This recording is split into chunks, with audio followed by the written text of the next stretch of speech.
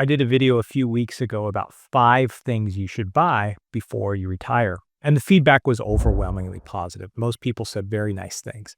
But I received one email where the sender wrote, "Stop buying," all caps if you were wondering, "start selling." At first, I thought they were talking about the stock market. But no, they were talking about my video on 5 things to buy before you retire. And you know what?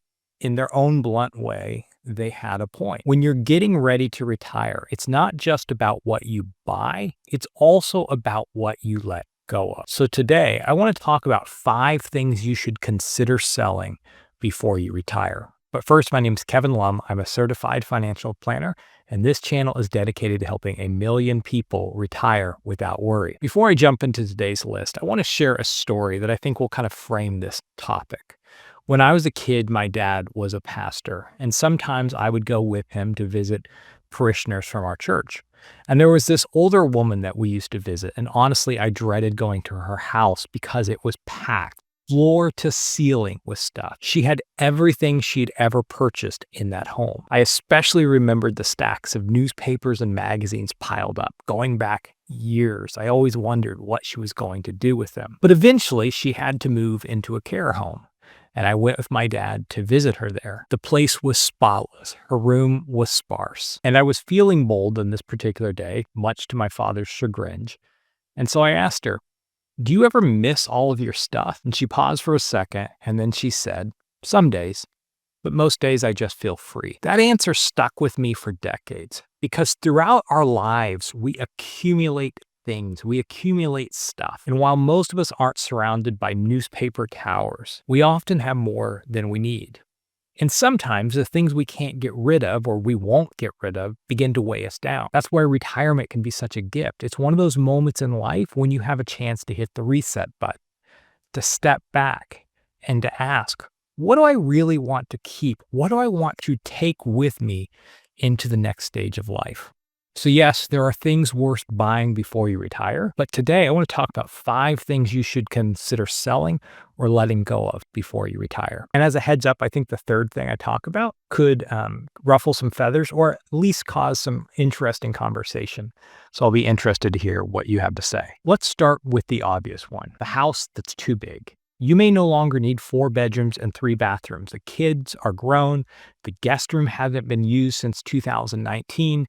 And downsizing can mean a lower maintenance cost, lower property taxes, lower utility bills, and potentially a whole lot more freedom. But not only that, by downsizing, you could release some of your home equity, which for many retirees is one of your biggest assets. Tapping into that home equity could mean more cash flow, funding your travel plans, or investing it for future income or for legacy to leave for future generations. And there's really a ripple effect, right? As you lower your cost of living, because you're not spending near as much time and money on the home, you may not need to withdraw as much from your IRA, which could help you lower your tax bracket.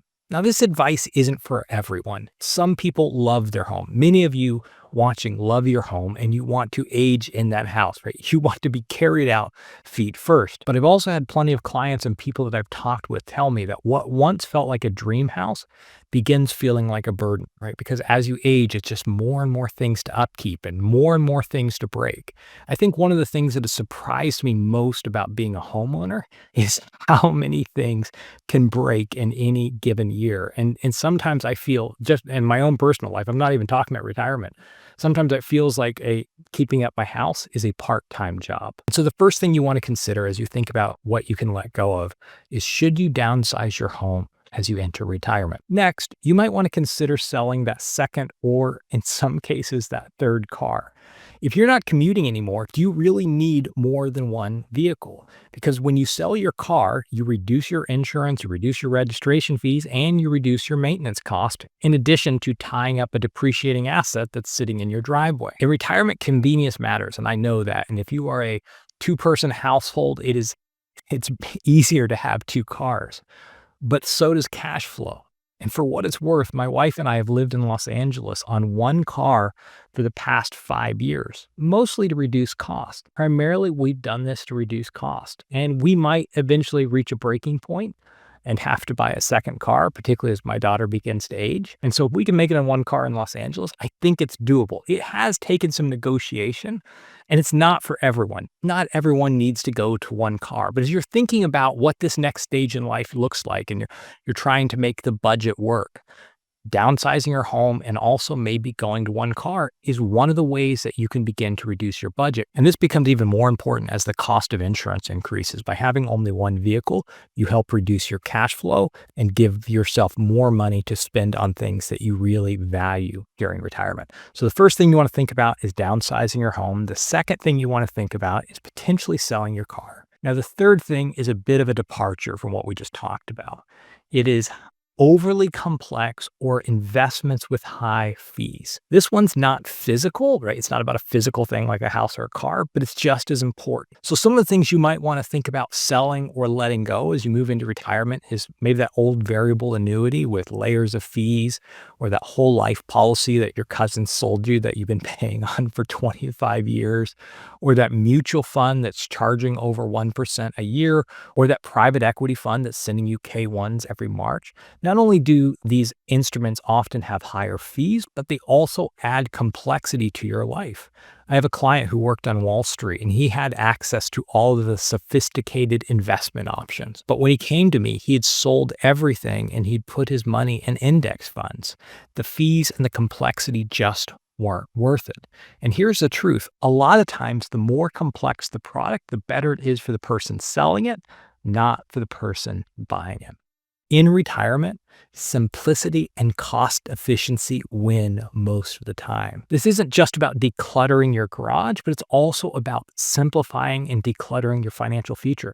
And while we're on the topic, I see a lot of people who have their money spread between 10 and 15 different accounts and multiple financial institutions. One of the things I'd encourage you to do is begin to consolidate. Take all those IRAs and consolidate them into one IRA. Take all the accounts from various companies and find one or two companies where you consolidate everything. The more you can simplify things as you move into retirement, the easier you're going to make your life. And now I just want to take a quick break and say, if you find this content helpful, if you do me a favor, hit the like button, subscribe.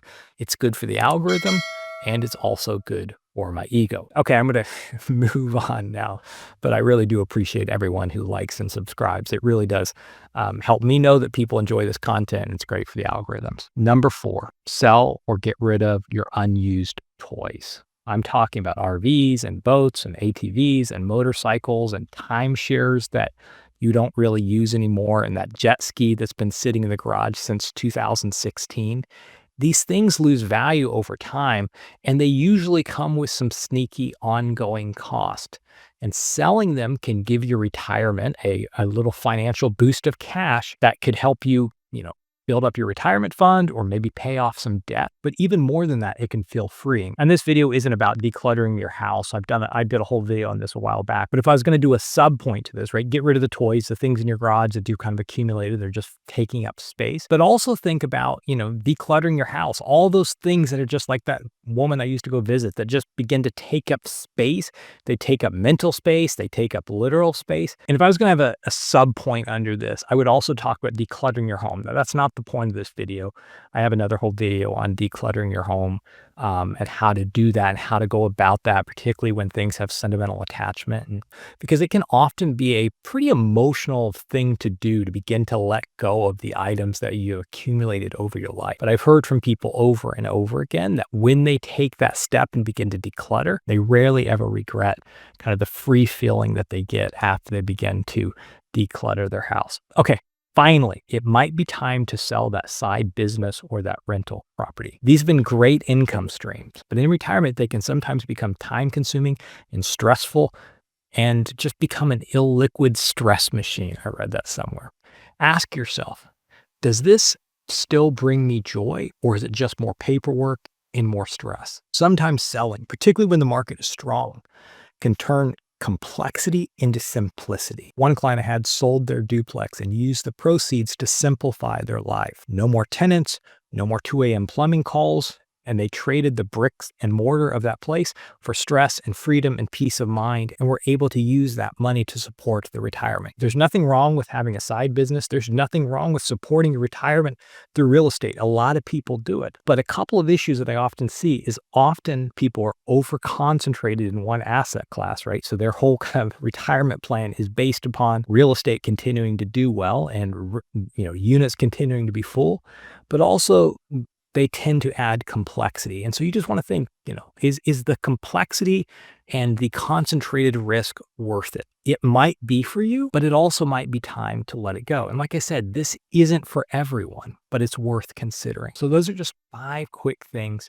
that you might want to sell as you approach retirement. Now, this isn't to deprive yourself and get rid of anything that matters to you, but it's to create more room for what matters most in your life. Like I said earlier, if you do it right, retirement is a time to hit reset, to ask the question, what do I want to do with my life? What do I value? It's a great time to ask yourself about, does the house I own and the cars I own and the clutter I own and the toys I own, do I want to take them with me into this next stage of life?